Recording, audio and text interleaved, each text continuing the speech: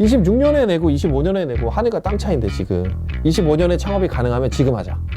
이게 핵심이라는 거. 안녕하세요, 로뎀세용 법인입니다. 이제 하반기로 넘어왔죠. 그래서 오늘은 창업 감면에 대해서 다시 한번 정리를 좀 해드리고 싶었어요. 세법 개정을 앞두고 있잖아요. 2025년 연말까지가 되게 중요해요. 그래서 다시 한번 중요 포인트 딱딱 찝어드리면서, 그리고 내년으로 가면 어떤 것들이 변경되는지, 그리고 예시를 또 들어가면서 설명을 드려보도록 할게요. 일단은 창업 감면이죠. 그럼 이게 뭘까요? 창업에 대해서 혜택을 주겠다는 뜻이에요. 그리고 이 창업에 대한 정의를 먼저 아셔야 되는데, 세법에서는 창업행위를 사업자 등록증을 발급하는 행위 이렇게 되어 있어요. 그러면 프리랜서로 사업을 하시거나 이런 분들은 해당이 안 된다는 거예요. 근로소득 이런 분들도 해당이 안 되고, 뭐 기타 소득, 내가 강연료 발생해요, 이런 것도 다 해당이 없는 거예요. 지금 나라에서는 창업행위를 권장하겠다 이거예요. 특히나 청년들 창업하고 수도권 밖에서 창업하고 이런 행위들을 권장하겠다는 취지의 감면 혜택이니까 여기에서부터 시작된다는 거 꼭 기억을 해주시고요. 다만 이런 행위는 창업으로 안 본다. 첫 번째, 사업을 양수하는 경우. 남이 하던 사업을 내가 사와요. 이건 창업이 아니라 이거예요. 사업자 등록증을 발급하긴 하죠. 그렇지만 내가 내 아이디어로 내 사업 아이템을 통해서 창업을 하는 건 아니니까 이거는 창업행위로 보지 않겠다. 두 번째, 폐업을 하고 다시 사업자 등록증을 내는 행위. 이것도 사업자 등록증을 새로 발급하는 건 맞지만 창업으로 보진 않겠대요. 예를 들어서 내가 과거에 전자상거래업을 했어요. 근데 다시 전자상거래업 사업자를 냈어요. 이건 안 된다. 내가 제조업을 하다가 제조업을 다시 내고. 하지만 여기에서 하나 놓치면 안 되는 게, 이 사업의 종류를 세 분류로 한다는 거예요. 내가 음식점을 창업을 했었어요. 과거에 뭐 2015년 이렇게 하다가, 그때는 뭐 양식집을 했어요. 근데 지금 2025년에 와가지고 내가 치킨집을 하고 싶어요. 업종이 다르거든요. 세 분류로 들어가면 음식점 안에서도 다르거든요. 그렇기 때문에 이런 건 창업이 된다. 하지만 완전히 동일한 거, 이런 거를 폐업하고 새로 하는 거는 안 된다. 전자상거래 하시는 분들이 이거 참 많이 해당하시는 것 같아요.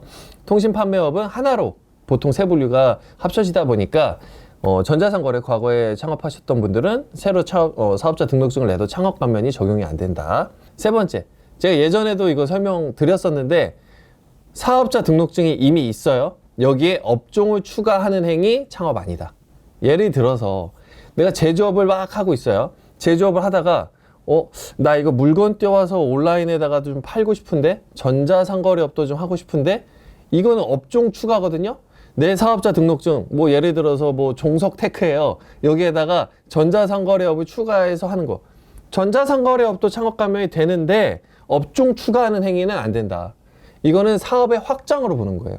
그래서 창업행위로 안 봐요. 그럼 이런 경우 어떻게 해야 되냐? 사업자 등록증을 새로 내야죠. 제조업 사업자 A, 전자상거래 사업자 B. 새롭게 뜯어서 사업자 등록증을 내는 건 창업행위가 맞는데, 이거 몰라서 간혹가다 실수로 그냥 업종 추가해버려서 하는 경우 있거든요. 감면 날라가요. 그러니까 이런 거 주의하세요. 세 가지는 창업행위 아니다. 첫 번째, 인수하는 거, 그리고 폐업하고 다시 하는 거. 세 번째, 업종 추가하는 거. 창업행위 아니니까 가면 휙 날아간다. 이거 주의하시길 바랄게요. 업종별 첫 창업인가도 참 중요한데, 제가 아까 세 분류로 판단한다 그랬죠? 그러면 이 세 분류에 대해서도 제가 설명을 좀 드려볼게요. 조세특례제한법이라고 이 창업 감면이 명시되어 있는 세법에서는 이 업종에 대해서만 창업 감면을 해줄 거야 라고 명시가 되어 있고, 거기에 따른 업종 세 분류가 해당이 돼야 돼요. 대표적인 창업 감면 주요 업종이 제조업. 제조업은 그냥 다 해줘요. 세 업종이 막 쫙 달라요. 뭐 기계, 뭐 아니면은 뭐 플라스틱, 뭐 이런 것들이 다를 수도 있죠. 제조업 안에서도 이런 세 분류가 다르면 창업 감면이 또 된다는 거. 그리고 건설업 다 되고요. 물류업. 어제 유튜브 댓글에 누가 남겨주셨는데, 저 이거 그 화물 운송업 준비하는데 그 세무사님 본 대로 찾아가 보니까 없어요. 운송업이 안 보여요. 물류 산업에 들어가 있어요. 운송업은 물류 쪽에 다 들어가 있으니까 참고를 해주시고요. 통신 판매업, 이거 전자상거래업이 다 이쪽 업종에 들어와 있어요. 뭐 SNS 마켓, 뭐 그 온라인 전자상거래 소매업, 이런 것들 다 일로 들어와 있으니까 통신 판매업 여기 묶여 있다.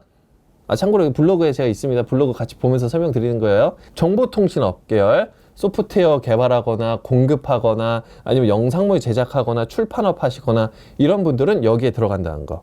유튜버 분들이 여기에 해당이 돼요. 그리고 음식점도 다 해당이 되는데 여기 옆에 보면은 창업 감면 적용 불가 업종에 보면은 음식점 가로쳐놓고 주류 판매업은 안 된다고 해놨어요. 그렇게 돼 있어요. 물 파는 업종들은 적용 감면이 안 된다고 써 있어요. 그렇기 때문에 주류 판매나 음료 판매점은 제외가 될 수 있다는 거 참고해 주세요. 그러면은 저는 술도 팔면서 안주도 되게 맛있게 파는데 음식도 파는 거 아닌가요? 여기에서 중요한 거는 소비자들이 어떻게 느끼는가예요. 소비자들이 나 술 먹으러 갔어요. 이런 데들 있잖아요. 뭐 예를 들어서 뭐 역전 뭐 할머니 맥주 이런 뒤에 맥주 있잖아요. 이러면은 소비자들이 맥주 마시는 거라고 보통 판단을 한다고 국세청은 보고 있어요. 무슨 포차 이런 데들은 술 마시러 가야 되잖아요. 그리고 카페 같은 경우에도 보면은 뭐 무슨 커피 이런 데들은 사실 음료 마시러 가는 데잖아요. 거기에서 디저트를 판다고 해서 그게 일반 음식점이 될 수는 없다. 근데 치킨집인데도 맥주를 많이 팔잖아요. 네네네네네. 치킨집은 돼요. 좀 웃기죠. 이게 그래서 소비자가 어떻게 판단하느냐가 중요하대요. 통계청에서 답변을 해줬어요. 통계청 업종 분석을 할 때는 소비자의 아니면 물건을 사는 사람의 그 의지가 제일 중요하다. 이렇게 답변을 하고 있거든요. 그래서 뭐 말씀하신 것처럼 치킨집도 맥주 마시러 가는 데잖아요, 사실. 하지만 기본은 치킨 파는 곳. 하지만 역전 할머니 맥주에서도 치킨 맛있거든요, 거기. 근데 거기는 맥주 마시러 가는 곳. 이렇게 분석이 되더라고요. 그러니까 뭐 상호랑도 좀 연결은 되는 것 같아요. 네. 카페랑 베이커리. 여기 구분하는 것도 참 그렇게 된다는 거. 그리고 전문가학 서비스업이라고 뭐 광고 마케팅업이나 뭐 컨설팅업이나 이런 서비스 계열 업종들 창업 감면 대상 됩니다. 그리고 스포츠 시설이라 그래서 뭐 헬스장, 실내 골프장, 테니스장 이런 데들도 창업 감면이 돼요. 이거 2020년에 세법 개정돼서 들어온 업종이니까 참고해 주시고, 그리고 사업 지원 서비스업이라고 또 많이 되는 업종들이 있어요. 이게 또 이런 업종들은 뭐냐고 막 설명을 해달라고 하시는데, 예를 들어서 감독님이 촬영 이런 게 바빠요. 뭐 행정 보조나 뭐 시장 마케팅 조사나 이런 업무들을 좀 외주를 주고 싶어요. 이런 것들을 하는 업종이 사업 지원 서비스업이에요. 누군가의 사업을 지원하는 서비스업. 뭔가 이름에서도 좀 느껴지시죠? 그러니까 행정 업무나 뭐 문서 업무 이런 것들을 보조하는 업종, 이거 생각보다 많아요. 이런 업종도 창업 감면 대상이 된다. 근데 안 되는 업종 대표적인 거 일반 도소매업. 일반 도소매업이라 그래서 온라인을 거치지 않고 뭐 이렇게 판매하시는 경우 있죠? 의류 판매업 하시는 분들 특히 제일 많고, 그리고 일반적으로 우리가 근린상가 같은 데서 1층에서 소매업 하시는 분도 있어요. 뭐 야채 파시고 뭐 이런 분들 과일 가게 하시고 이런 분들 소매업, 도소매업이라 안 돼요. 참고해 주시길 바랄게요. 그리고 금융 및 보험업, 최근에 제가 영상 올린 것 중에 주식투자법인 업종이라고 있었어요. 이 업종도 금융업이나 보험업으로 들어가기 때문에 창업 감면 대상이 안 된다는 거. 그리고 교육 서비스업, 학원, 태권도 뭐 이런 것들 안 돼요. 그리고 숙박업도 안 되게 되어 있고, 부동산 매매업, 임대업도 안 돼요. 공인중개사업도 안 되고요. 그리고 변호사, 법무사, 세무사 같은 전문 서비스업도 제외를 시켜놨어요. 근데 웃긴 게 노무사업은 또 되더라고요. 세법에서 보니까 전문 서비스업 중에 전문직은 제외한다 대놓고 예시로 변호사, 뭐 회계사, 세무사, 뭐 관세사 이렇게 써 있는데 노무사는 제외되어 있어요. 이 영상 보신 노무사분들은 창업 감면 될 수 있다는 거 참고해 주시고, 가수나 배우, 자연예술가 이런 분들은 안 돼요. 모델 이런 분들도 다 안 돼요. 업종이 해당이 돼야지 시작할 수 있는 거예요. 이 영상 보시면서 나 업종 해당 안 되네. 이 영상을 보실 필요가 없어요. 더 구체적으로 알고 싶으시면은 제가 블로그에 관련된 업종 그 PDF 파일도 올려놨고요. 정확하게 업종 분석하시라고 통계청 산업분류표도 연결을 해놨어요. 그러면 이제 업종 파악했어요. 나 업종 된다. 그러면은 창업 감면이 적용될 수 있다라는 이제 스타트는 끄는 거예요. 그러면 두 가지 요건이 더 있어요. 이 요건을 분석하고 우리 사업장에 몇 %의 창업 감면이 적용되는지를 최종적으로 확인을 해볼게요. 창업 감면 최대 100%를 제가 적용이 된다고 말씀을 드릴 거예요.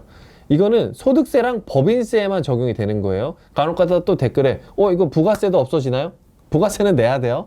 소득세랑 법인세만 감면이 된다는 거. 하지만 이거를 최대 100%를 면제를 해주기 때문에 굉장히 큰 혜택.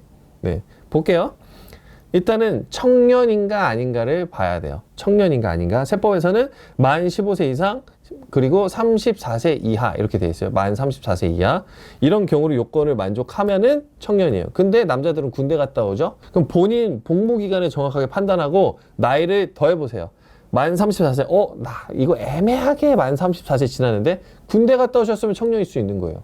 이런 요건도 있을 수 있으니까 남성분들은 꼭 이 요건 판단을 해보시기를 바랄게요. 그리고 두 번째 용어가 이제 수도권 과밀억제 권역이냐 이거를 판단하라고 용어가 나오는데 일반적으로 수도권이잖아요. 수도권 과밀억제 권역 이렇게 되어 있는데 그 앞에 수도권이라는 그 단어가 붙었잖아요. 수도권은 서울, 인천, 경기 이 세 가지를 포함하는 단어고 거기에서 과밀억제 권역이냐라는 거를 따로 판단하게 만든 거예요. 이거를 이제 법령에 따라서 특수사항을 좀 줬어요.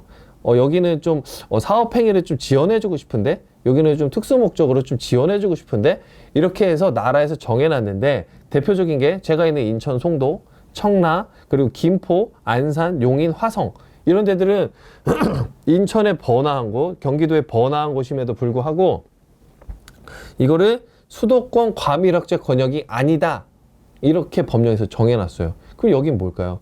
거기 가서 사업하면은 혜택을 주겠다 이 뜻이에요. 요거 뒤에 가서 제가 감면율이랑 버무려서 다시 한번 설명을 드려볼게요. 하지만 여기서 수도권 과밀억제 권역이라는 단어는 꼭 기억을 한번 해주시고 내가 있는 곳이 수도권 과밀억제 권역인가를 판단하기 위해서 일반적으로 모르겠죠. 그래서 제가 또 블로그에 사이트 하나 연결을 해놨어요. 토지 이음이라고 내가 사업하려고 하는 주소를 여기 검색을 해보세요. 지역이 쫙 뜨는데 이것만 보시면 돼요. 수도권 정비계획법에 따른 지역. 여기다가 제가 지금 사업하는 곳을 명시를 해놨는데 송도예요. 송도는 성장관리 권역으로 빠졌어요. 이거 수도권 과밀억제 권역이 아니라는 거예요.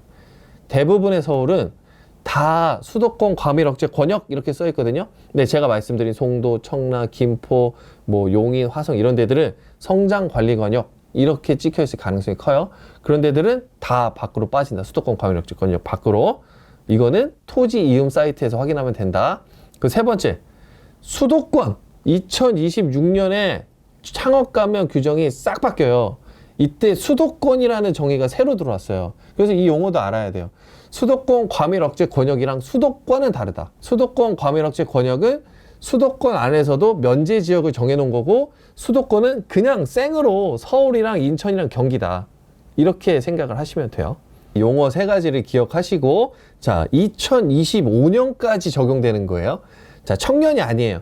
근데 수도권 과밀억제권역 내에서 창업했어요. 빵프로. 여기는 혜택이 없어요. 청년도 아니고 수도권 과밀억제권역 내 서울, 일반 인천, 일반 경기 이런 데서 창업하신 분들은 안 된다는 거. 감면이 없다. 근데 청년이 아닌데 수도권 과밀억제권역 밖 이런 데서 창업을 했다? 그러면 50%. 이해가 되시죠? 그러니까 내가 청년이 아니야. 내가 40살인데 서울에서 창업하면 감면율이 빵이고 인천 송도에서 창업하면 50%. 청라, 용인, 화성 이런 데들 청년이면은 수도권 과밀억제권역 내에서 창업했어도 50%. 청년인데 수도권 과밀억제권역 밖에서 창업했으면 100%. 이 100%가 진짜 좋아요. 세법에서는 그런 내용이 있거든요. 최저한세. 아무리 감면을 때려 부어도 이 세금을 내세요. 예시로 내가 1,000만 원을 내야 되는 사람인데 세금으로 종합소득세 1,000만 원을 내야 되는 사람인데 최저한세 적용이 최저한세 이 정도는 세금을 내세요라는 그 적용이 돼버리면은 35% 350만 원 내야 돼요. 근데 최저한세도 면제시켜 줄게. 이래 버리면 1,000만 원짜리 세금이 확 빵원이 돼요. 이게 유일하거든요. 세법에서 100%를 적용해 주면서 창업 감면까지 적용을 제외시켜 버렸어요. 진짜 세금이 다 사라진다는 거예요. 저번에 영상에 댓글 단 거 보니까 아이 세무사님 뭣도 모르네. 100% 적용돼도 최저한세는 내게 될걸? 이러는 거예요. 이거 최저한세도 안 내요. 그분이 이걸 몰라서 얘기하시는 거예요. 그러니까 50% 혜택 굉장히 좋은 혜택 맞아요. 내가 1,000만 원 냈고 500만 원까지 줄여주니까. 하지만 100%를 받을 수 있는 상황이랑 하늘과 땅 차이죠. 여기까지 2025년까지 창업하시는 분만 여기까지 적용이 되고 자 여기서 알아야 되는 게 2026년에 이게 어떻게 바뀌느냐예요. 제가 이 영상을 보시는 분들 저희 그 구독자분들 데이터를 한번 쭉 보니까 대부분 서울, 경기, 인천에 해당이 되시더라고요. 그러면 잘 보셔야 돼요. 26년에는 세법이 이렇게 바뀝니다. 청년 창업하셨는데 수도권 내에서 창업했으면 50% 동일해요. 근데 수도권 과밀억제권역 밖이에요. 근데 그 안에 수도권에 해당이 돼요. 수도권에 해당이 되면 이제 75%다. 근데 수도권 밖에서 창업하면 100%다. 이렇게 바뀌었는데 이거 예시로 설명을 드려야 돼요. 아니면 이해를 못 하실 거예요. 자, 송도예요. 저는 송도에 살기 때문에 청년이에요. 송도는 수도권 과밀억제권역 밖이지만 수도권이죠. 수도권 과밀억제권역 밖은 수도권 안에서도 특별한 지역을 정해놓고 밖으로 빼준다고 했으니까 송도는 수도권 과밀억제권역 밖인데 수도권이에요. 왜냐? 수도권은 서울, 경기, 인천이 다 포함한다 그랬으니까. 그러면 지금 표의 75% 부분에 해당이 되겠죠. 자, 근데 수도권 과밀억제권역 밖인데 완전히 수도권에 나간 부분이 있어요. 제가 얼마 전에 목포를 놀러 갔다 왔거든요. 목포는 수도권 과밀억제권역 밖이죠. 수도권이 아니니까. 그 상태에서도 수도권도 아니죠. 서울, 경기, 인천 밖이니까. 그러면 여기는 완전히 100%가 동일하게 적용이 되는 거예요. 여기서 요지는 뭐냐? 자, 좋다. 너희들이 서울, 경기, 인천에 많이 사는 거 알겠어. 근데 이제 감면 혜택을 줘도 75%까지만 줄게, 청년들아. 정말 100% 받고 싶으면 아예 수도권을 벗어나. 충청도 가서 해. 부산 가서 해. 강원도 가서 해. 이렇게 해야 100%줄 거야. 이렇게 바뀌었다는 거예요. 많이 바뀌죠? 옛날에는 이거를 이용을 많이 했어요. 실제로 저희 그 구독하시면서 저희 기장애들을 분이 있는데 유튜버예요. 돈 진짜 많이 벌어요. 근데 이 감면을 받고 싶어서 서울 마포구에 사시다가 김포까지 이사를 가버리셨어요. 집도 이전을 해버리시고 거기에서 사업자 등록증을 내버렸어요. 그러면 수도권 과밀억제권역 바뀌기 때문에 지금까지는 100%를 받을 수 있었죠. 근데 이런 분들이 26년에 가면 75%까지밖에 적용이 안 된다는 거. 이거 되게 충격적인 거예요. 크리티컬해요. 왜냐? 75%도 이거 굉장히 큰데요? 근데 제가 말씀드렸죠? 100% 감면 받는 것만 최저한세를 적용을 배제시켜요. 75%, 100%가 이제 아니기 때문에 최저한세가 이제 적용이 될 거예요. 그러면 세금 차이가 무지하게 많이 나요. 그러니까 26년 창업과 25년 창업은 이렇게 큰 차이가 난다는 거예요. 청년이 아닌 사람들은 한번 볼게요. 수도권 과밀억제권역 내에서 창업하면 0%, 그리고 밖에서 창업하는데 수도권이면 25%, 수도권 밖이면 50%. 이것도 다소 바뀌어요. 하지만 제일 충격적으로 바뀌는 건 청년들 창업이 수도권 과밀억제권역 밖에서 수도권이냐 수도권이 아니냐 이거에서 많이 나뉜다는 거. 헷갈리시죠? 하지만 이게 엄청나게 큰 차이를 불러온다는 거, 네, 진짜 설명 많이 드리고 싶었어요. 여기서 단서 조항, 인천 경기 지역 중에서도 세법에서는 이렇게 정해놨어요. 인구 감소 지역들은 100% 해줄게. 근데 이게 별로 없어요. 강화, 옹진군, 가평, 연천. 인구 소멸 지역이에요. 인구 감소 지역. 이런 데들이 딱 정해놨어요. 나라에서 지정해 놓은 데들. 자, 그러면 잘 버무려 볼게요. 상황별 예시를 딱 제시해드리고 이 영상 마무리할게요. 네, 예시 1. 김포에서 연 1억 버는 사람이 있었는데 만 33세였어요. 청년이죠? 네, 이분의 종합소득세를 한번 계산을 해볼게요. 김포면 현재 수도권 과밀억제권역 바뀌면서 수도권이에요. 2025년에 창업을 했다면 빵! 세금 낼 게 없습니다. 수도권 과밀억제권역 밖에서 창업을 했기 때문에. 하지만 2026년에 창업했으면은 750만 원을 내게 될 거예요. 빵원이냐 750만 원이냐. 이게 창업 감면이 무서운 게 이게 1년만 적용해 주는 게 아니죠. 5년을 적용을 해 주는 거죠. 그러면은 매년 750만 원씩 5년 차이가 나는 거예요. 그 5년 동안 나는 거의 한 4천만 원 정도의 손해를 보는 거죠. 이게 25년에 사업자를 내느냐 26년에 사업자를 내느냐 이 이유만으로 내가 5년 동안 4천만 원 손해를 보는 거예요. 엄청나죠. 자, 예시 두 번째. 송도에서 제가 3억 정도 벌어요. 많이 버세요. 네, 많이 벌죠. 많이 벌수록 이 차이가 더 크기 때문에 극단적으로 예시를 한번 들어보는 거예요. 연 3억이에요. 만 40세의 김로뎀 씨네요. 네, 이분은 청년은 아니네요. 만 40세니까 비청년이에요. 수도권 과밀억제권역 밖이에요. 송도는. 그리고 수도권 냅니다. 이 상황에서 2025년에 창업을 했다면 1년에 5,100만 원의 세금이 나와요. 그리고 2026년에 창업을 했다면 7,700만 원의 세금이 나와요. 5,100만 원 낼 거냐? 7,700만 원 낼 거냐? 말씀드렸죠? 이게 5년 동안 차이가 난다고? 그러면 5년 동안 약 1억 원의 차이를 발생시킬 거예요. 마지막으로 예시 3번. 경남 창원도 참 창업 많이 하시거든요. 거기도 경남 중에서 참 핫한 곳이고. 네, 2억 원을 벌어요. 만 25세예요. 이 경우에는 청년이고 수도권 과밀억제권역 바뀌고 수도권 바뀌에요. 그러면 세금 낼 게 없어요. 이분은 25년에 내나 26년에 내나 세금 낼 게 없어요. 그럼 볼게요. 예시 1번, 2번. 이게 25년에 사업자를 내느냐 안 내느냐 차이가 엄청나게 크게 벌어지는 거예요. 그럼 여기서 요약을 해볼게요. 저라면 사업자를 지금 낼 수 있다면 지금 내겠어요. 제가 전자상거래업을 준비하고 있어요. 광고 마케팅업을 준비하고 있어요. 뭐 IT 개발자예요. 그렇다면 저는 25년에 사업자를 내겠어요. 25년에 사업자를 내도 돼요. 지금 매출이 발생하지 않아도 사업 행위를 하지 않아도 미리 내놔도 돼요. 미리 내놓고 창업가면은 그때 시작되는 게 아니라 5년간 유예를 주거든요. 하지만 창업했던 그 시점이 너무 중요해서 그때 세법을 따라가게 돼 있어요. 제가 창업은 뭐라 그랬어요? 사업자 등록증을 발급한 날이에요. 그러면 25년에 발급을 해놓고 유예가 되니까 내가 매출이 발생한 그 타이밍부터 창업 가면 5년의 적용을 받을 수 있으니까 그러면 25년에 사업자 내는 거예요.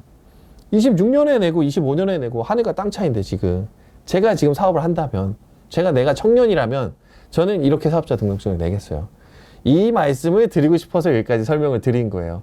창업 가면 대대적으로 바뀐다. 26년 넘어가면서 막 감면율 다 틀어지고 최저관세 적용되는 것도 막 다 들어오고 막 이래 버린다. 하지만 지금 하고 싶은 말은 25년에 창업이 가능하면 지금 하자.